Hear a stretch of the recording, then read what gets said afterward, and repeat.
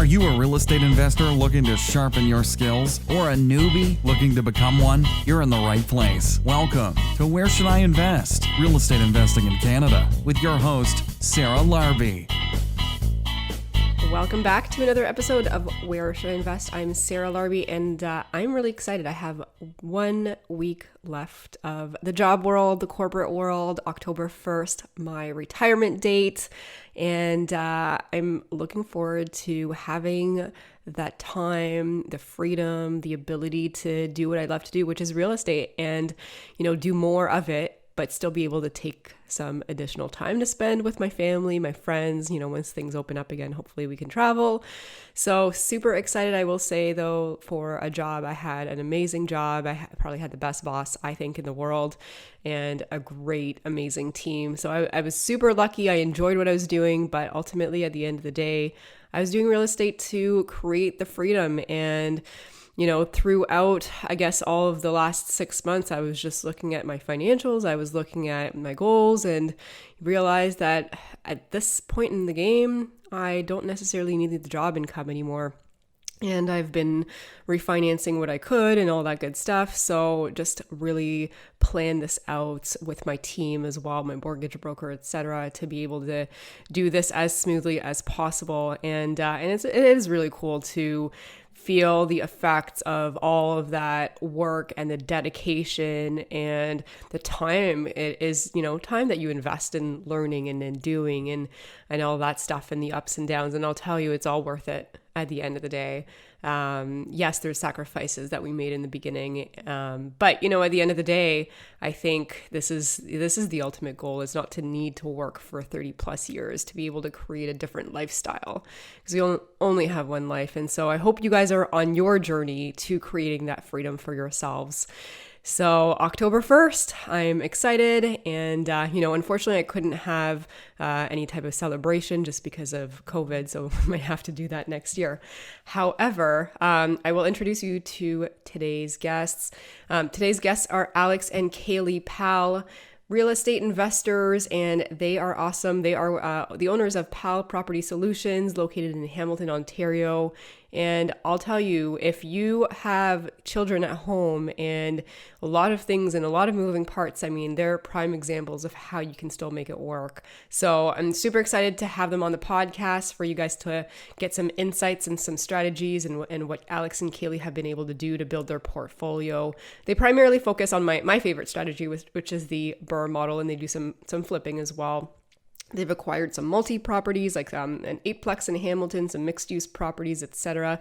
They're severing. So lots of great information in this podcast. I hope you guys enjoy. And by the way, if you have not left a rating and review and have listened to a lot of these podcasts, it would be amazing if you could leave a rating on Apple's podcast or however you guys listen to this. That would be awesome. And if you have any questions, reach out to me. You can either do so at my website, sarahlarbi.com, or send me an email, sarah@sarahlarbi.com. Thanks so much. Welcome, Alex and Kaely Pal, to the show. I'm excited to have you guys. How are you? We are fantastic. Excellent. Super excited to be on. So thank you so much for having us. So we had you originally on the Right Club podcast with Alfonso, and I think you were expecting James at that point in time. Yeah. Or maybe you would just, we were. Our expectations have come to fruition, and he's upstairs having a bath right now with his grandma. How old is James now? 7 months. Yeah. Very cute. Awesome.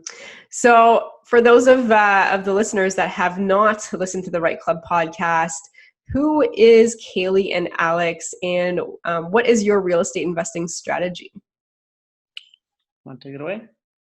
Sure. So Alex and I we met originally through real estate. We were on an investment team in Hamilton.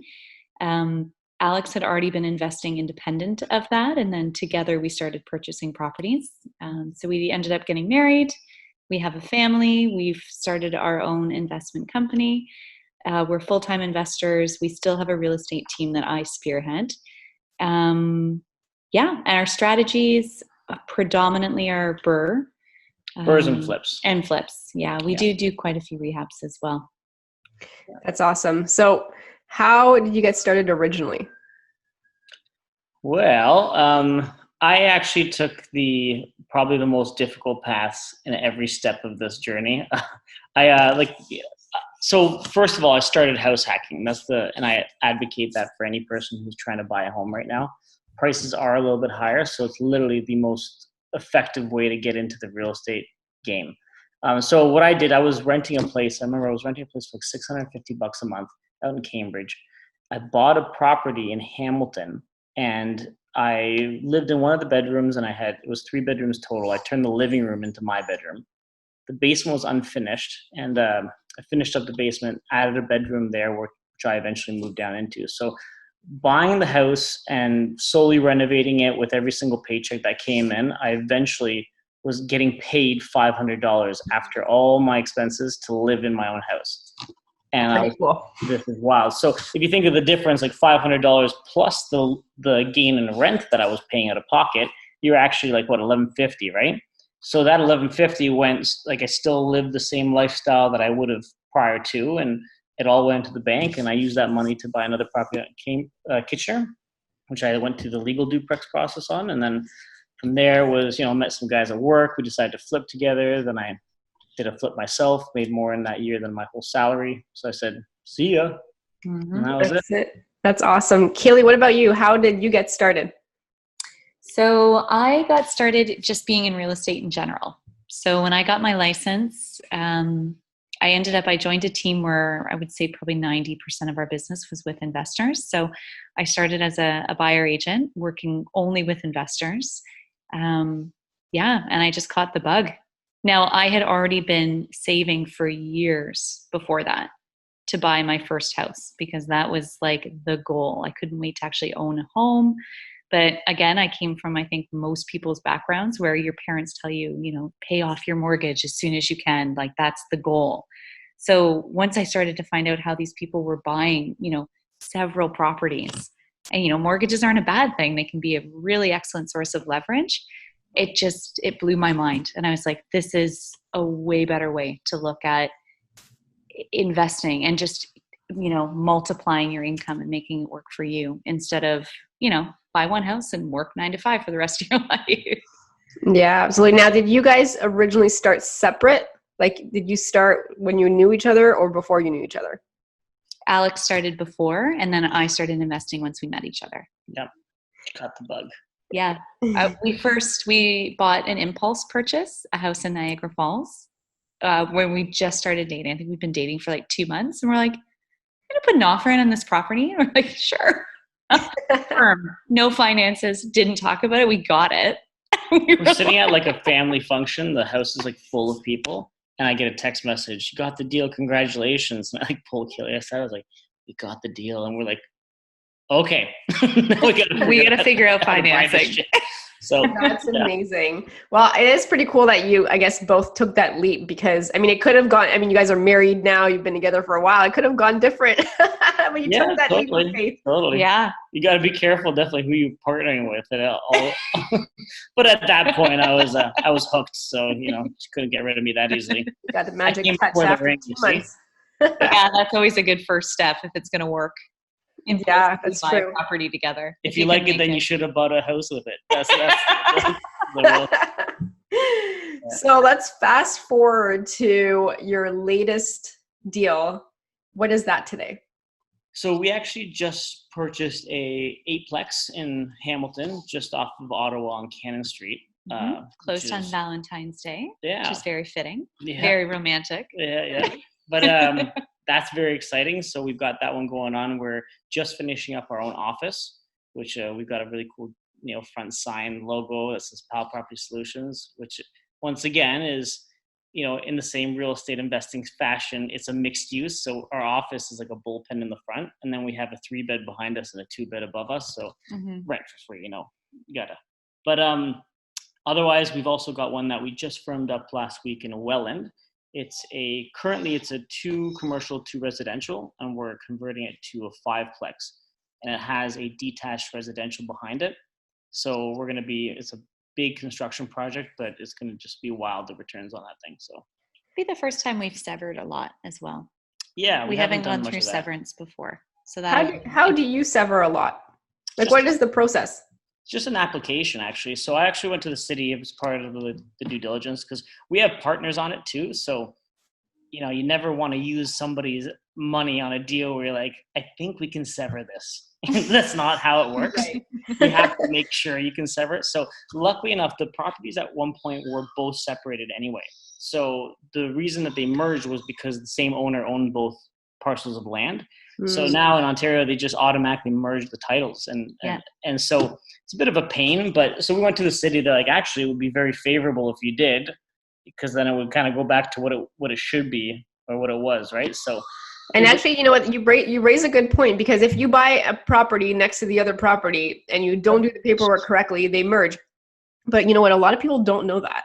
yeah. So verify with your lawyer. If you do not want them to merge, make sure that the paperwork is done correctly. Yeah, absolutely. Well, they're already merged, so we'll have to unmerge them. But But whoever bought them and did this originally messed it up. So now you're taking it apart from. Well, I've heard stories, because I was talking to my lawyer about the same thing, and there's been stories where people unmerge them and then they close on the property, or whatever, they held the property for a certain amount of time as they're renovating in the same name.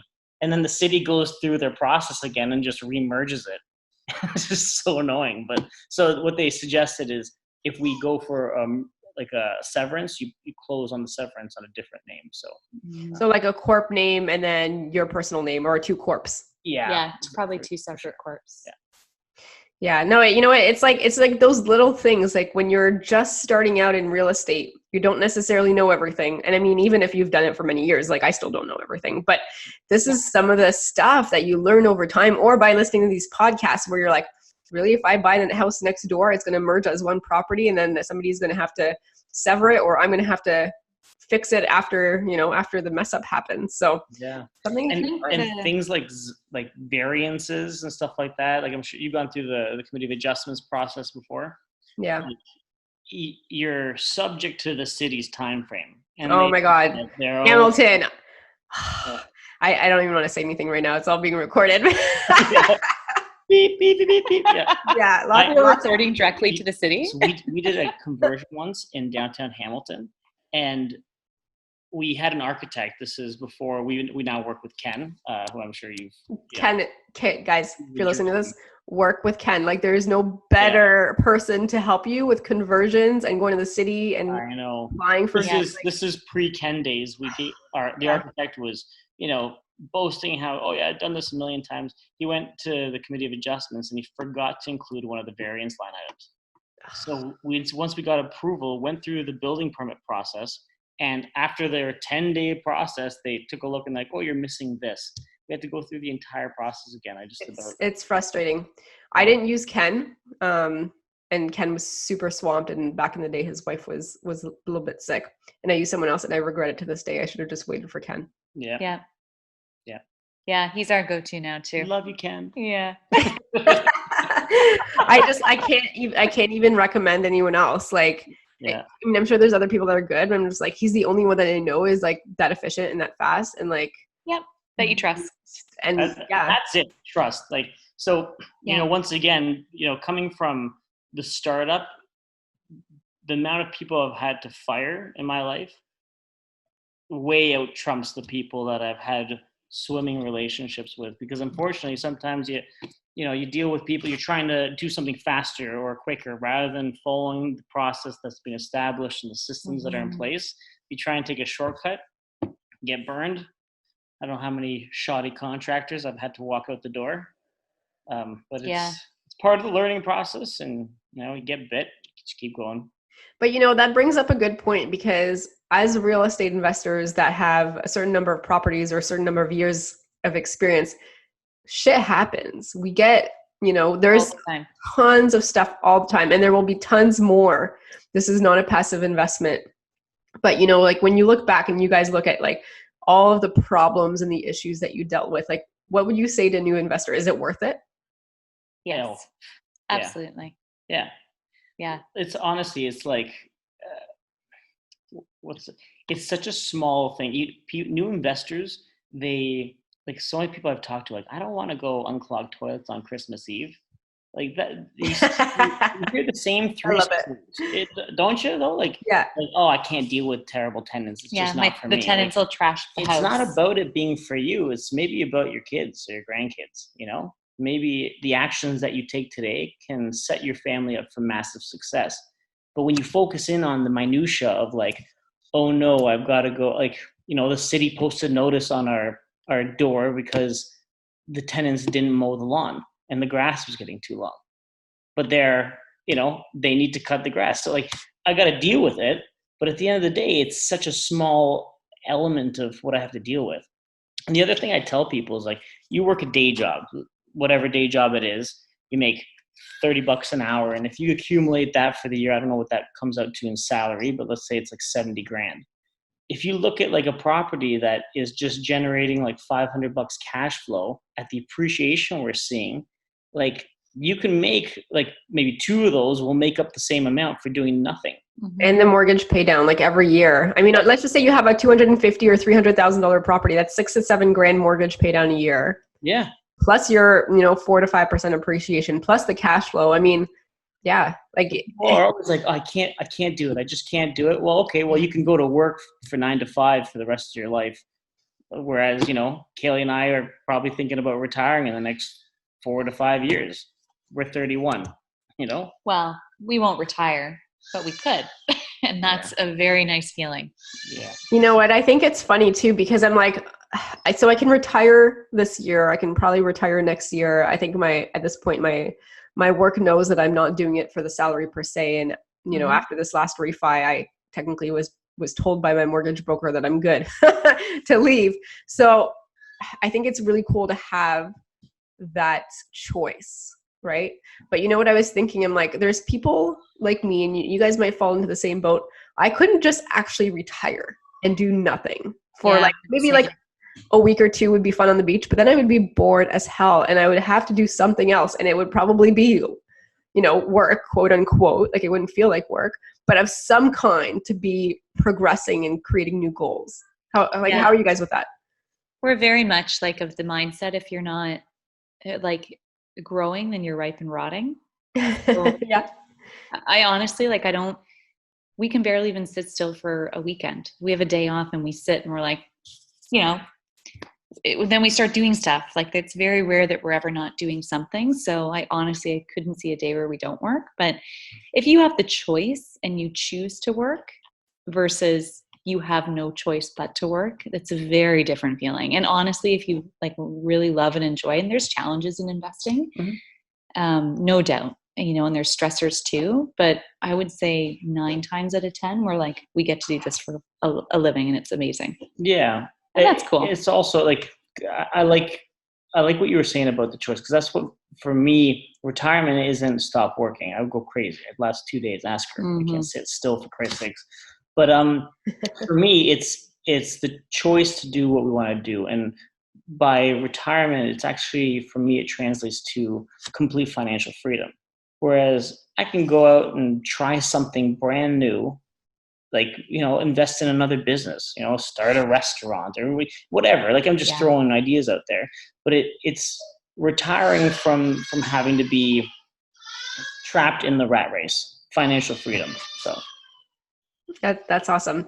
So I hear James in the background, and I want to ask a question about, your lives and how it's changed. You heard that, did you? I'm in my mind thinking like, oh my God, my mother, like. No, but you know what? This is real life, and it's really cool to see that you guys are doing it.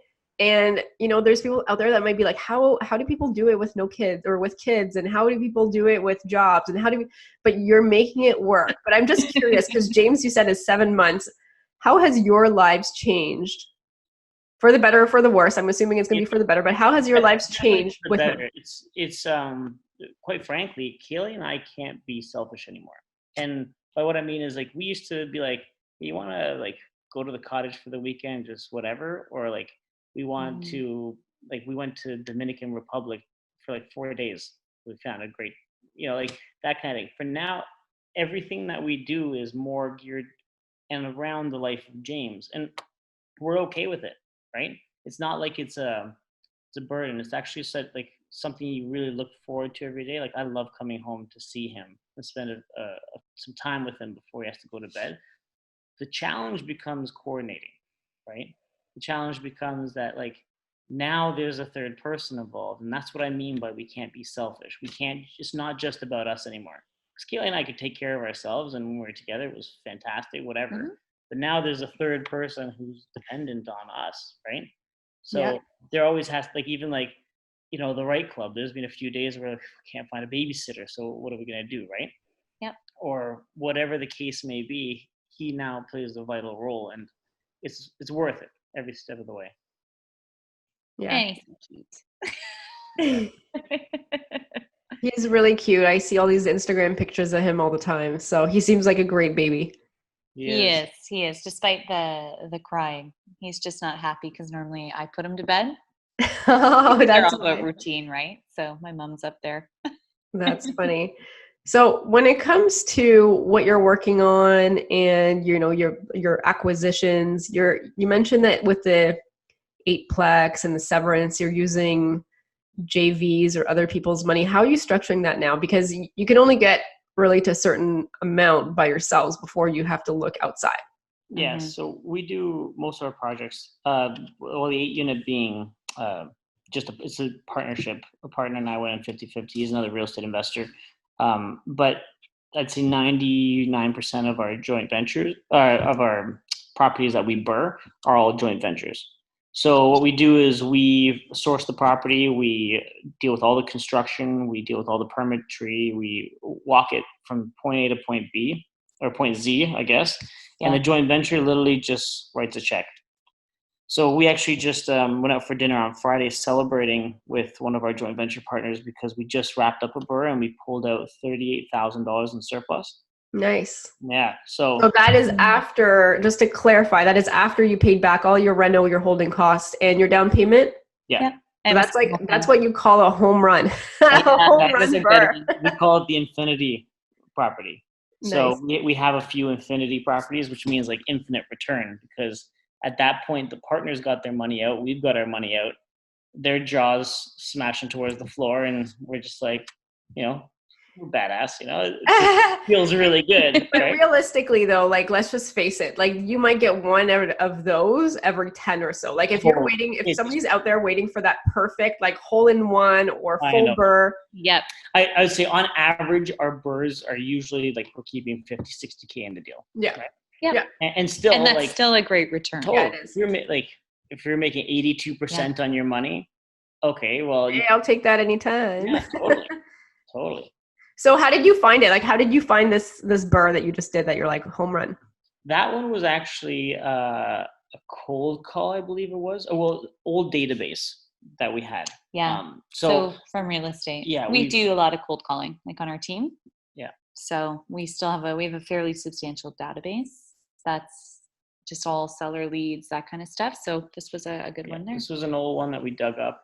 But sourcing, like right now, that's the hardest part. I'm sure you're probably facing the same thing as like the money is not hard anymore. When I show somebody, I'm like, we just did this, right? Here's a picture of it. And we made 82% return. Yeah. If I bring that deal to you and you have spare cash, would you be willing to invest? People are like, hell yeah, I would. Right. But the deal is the hardest part. Like we've had joint ventures that are sitting in the pipeline now for months, and they're like, "Hey, financing," and it's like, I wouldn't put my money towards it solely. I'm not going to put yours in there. Mm-hmm. Yeah, it's like I would rather take a bigger risk if it was my own money than somebody else's money. Always. Absolutely. It's more other people's money is more valuable in the sense that it has your reputation attached to it. You could bomb on a property and no one could see, and you could go to bed and be like, "Oh, crap, embarrassed, but you'll live." But you know what? You hang on to it long enough, it'll be fine regardless. Absolutely. That's the beauty of the BRRRR. Is literally it's like you wait long enough and it corrects itself. Mm-hmm. But still, like you're absolutely right. I share the same. Like we share the same theory behind other people's money is that it's vital, and we treat it like it's a business, right? We're here to create a return. We're not just here to throw money at the wall, right? So. No, absolutely. I mean, I think it's like you said, it's really hard in this market to find deals. And so we just bought a 6-plex mixed use in Woodstock, but it was off market.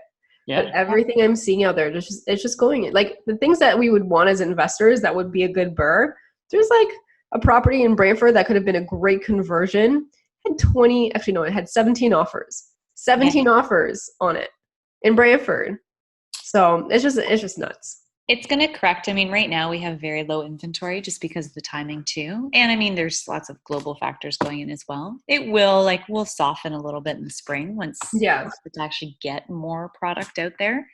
But yeah, everything Hamilton's the same way, right? It's a very competitive market everywhere. Yeah, no. How do you like the market in Woodstock? Sorry? How do you like the market out in Woodstock?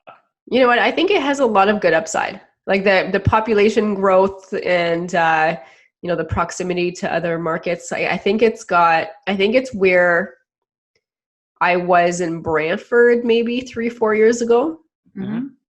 So, and in the beginning I'm like, yeah, you know what? I'm going to stick to Brantford, and the only market that I want to do is Brantford because my team, it's easier. But at some point you have to move somewhere else because the deals that you were able to do back then are not the same deals. So you might have to move a little further.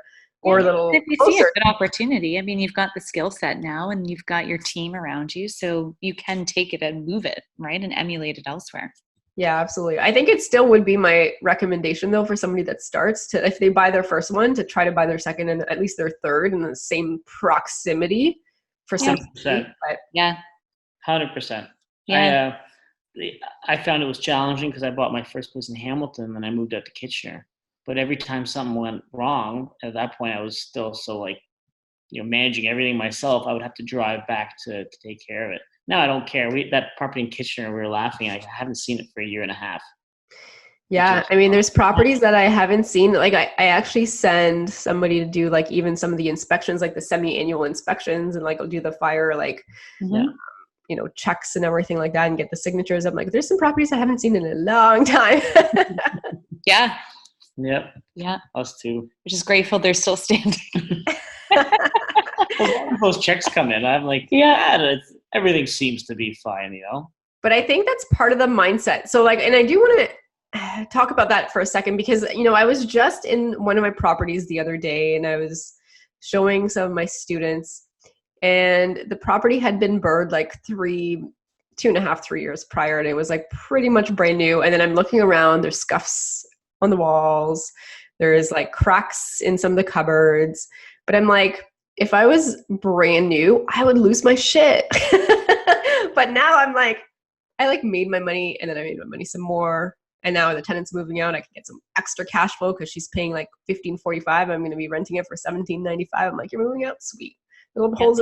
But it's about the perception, because I think ultimately if you look at it as an investment and you don't care about the little things, you'll be fine. But what you don't want as a new investor is you're like, oh my God, I just fixed this. I just burred it like 2 years ago. And then I have to now put another $2,000 of work into it between tenants. Yeah. What are your thoughts on that? No, 100%. Like a lot of the burrs we've done in the last, I'd say 2 years have been like full gut burrs. Because it's old plaster, and by the time you're shimming up the plaster to make it all match nicely, you just gut it and you just redo the drywall, right? But you go through all this extra effort to make a beautiful unit that's going to show nicely.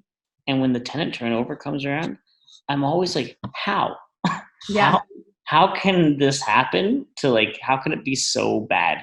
But at the beginning, you're right. It's like this anxiety comes over of you see all the work ahead of you.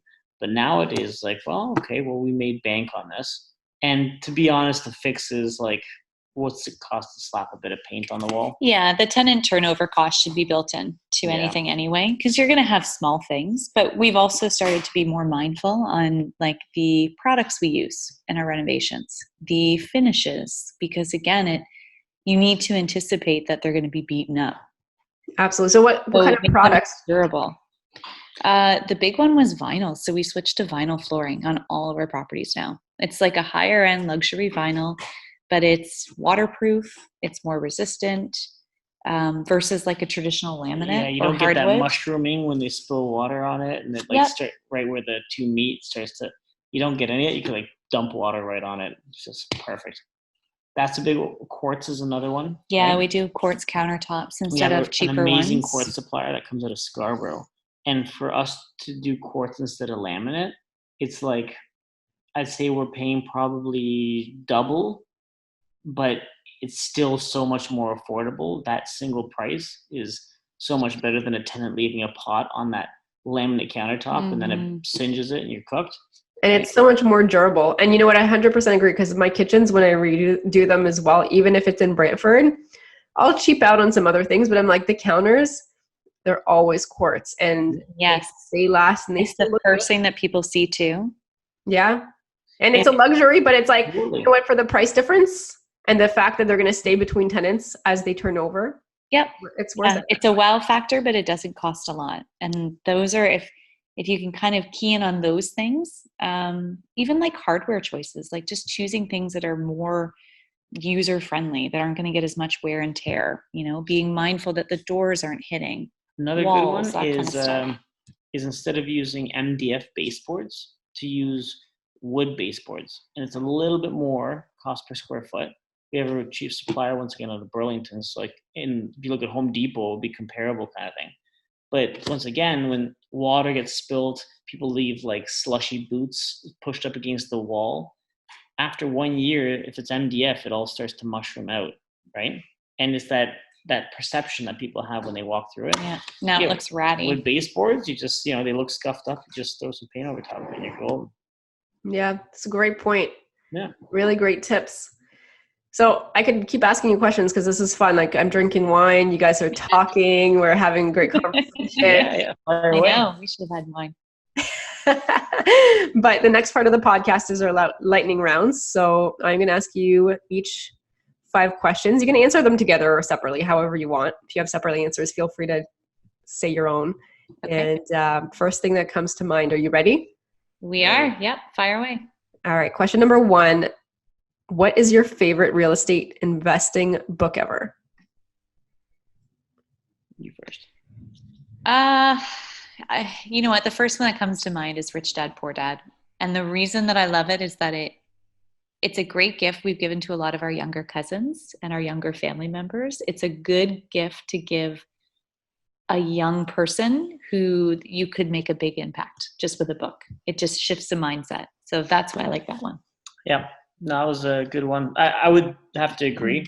If a close second for me was Don Campbell's book, How to Invest in Real Estate in Canada Using the Acre System. And only because it has like a spot in my heart for being one of the first books I've ever read. It really got me into it. So both great books. Absolutely. Number 2, your favorite podcast. Do you guys listen to podcasts? And if so, do you have a favorite one? Yes, we do actually. The Right Club one has actually. Yeah, that got us into listening to podcasts. Actually. Yeah. Bigger Pockets. Also really like, especially when we bought the Cannon Street property, Mark's got one. Peak Properties, Mark Baldzar. He's got one on multifamily. You've actually put out some awesome content, so we've listened to a bunch of your stuff too, especially in preparation for this. But it's I think a lot of the real estate investing ones in Canada. I like Bigger Pockets, but I like the content out of the Canadian ones that we've seen. So that to me is a little bit more relevant. Yeah. All right. Awesome. Number 3, what is your favorite pastime? What do you do for fun when it's not about real estate? We entertain a lot. So whether we're having people over for dinner, we go out for dinner. We like to host. So having things at our house is big. So we always host. We're the ones that do all the family dinners. Which you and your hubby are coming to soon. Yeah. Let's do it. Yeah. We'll bring the booze. We've got plenty of that. I don't know if you've seen the smash back here. Yeah. I feel like, that's a shortage. Look at that. For those of you listening, he's got, I don't know if you got like 25 bottles there on the counter. We're thirsty. Not in this household. It's a rule. Awesome. Question number 4. If you lost all of your money and your assets tomorrow, how would you start again? We just start buying. Well, to be honest, go to networking events. If I lost everything, you couldn't take my knowledge away. That's true. And you couldn't take my confidence away. And so, well, maybe that would. I don't know. Depends on why I lost the money. I was going to say, it depends on why we lost. But Yeah. I mean, if it's a down market, it seems like a good time to buy. So I think we just been trying to find I can't money. wait till the next down market. It's the heyday. But anyway, that I would just keep going to networking events and keep building more relationships with people, because at the end of the day, if you lose everything and you need money that you can invest into something, then you have to go where there are investors so that you can network with them and get to know them. And Yeah, and that needs to be your value you bring. totally. Absolutely. And you guys bring a good point. In a down market, people that are active in real estate, this is a great time for us. Absolutely. This is the time where we can find deals, and there's not like 17 offers on a piece of property, because the people that are just starting will be scared. Not wait till the next, downturn in the market. And the funny thing is that rent is like, what is it, in proportional, or what's the not proportional, the inverse, right? In a down market. Down market rents are high. In a down market, you have more need for renters. People are foreclosing; they need a place to stay. So you'll have massive. People aren't buying; they can't afford to or don't want to. It's a funny phenomenon, to be honest with you, when that takes place. So now, quite frankly, in Southern Ontario, there's such a need for housing that I don't know if any market is really going to be a down market anytime soon. But I'll ride the wave. I don't think so. I mean, if there's a little pause in this craziness, I will gladly take it, because deals are getting harder and harder to find. And, I was talking to somebody from the Globe and Mail that was like emailing me saying, what are your thoughts about this coronavirus and, the potential down market with the stock market? I'm like, this is a great time for us if it can slow down. Yeah, exactly. It's So question number 5, if somebody has $50,000 and they want to get started, how would you recommend they spend it? Are they first-time home buyer, or are they experienced? Whatever you want to answer. Well, as a first-time home buyer, I would definitely suggest a house hack. You got $50,000. You don't need to go buy a new build townhouse where you're going to live in 2 rooms out of 1,600 square feet. Let's be honest. If you're trying to start out, your main goal should be to build equity and find opportunities to build wealth passively. So take that $50,000 at a 5% down payment. As a first-time home buyer, you can do a shitload with that money. Go find a bungalow, or go find something that you can convert into 2 units. Yeah, or rent rooms. Or just rent rooms if you're not confident in the whole duplex process. But if you're someone who's ambitious enough, who can go through the process and learn the ropes about how to construct and build a house, you can work on evenings and weekends on the basement, and then you can force appreciation, you can build equity, you can get cash flow from the future tenants, and your properties and your mortgage is paying itself down all at the same time with $50,000. The problem I find is nowadays so many people are like, well, I need to have that 3,000 square foot house. I have to. Well, it's just this area. I can't live in this area. It's just a terrible area. It's like, no, you can. You just don't want to. And because of the fact that you don't want to, then you complain about the fact that, oh, it's so expensive to get into the market, or I don't have any money, or I can't ever do that, right? It's all true. There's always some sacrifices to be made, right? You have to be uncomfortable for a short period of time to be very comfortable for a much longer period of time. Exactly. I tell people that if you had to live in that uncomfort for 1 year, but that 1 year could set you up for a financial future that you couldn't even imagine, would you do it? And that's the question I think that people need to really consider, because people want the lifestyle that their parents have given them.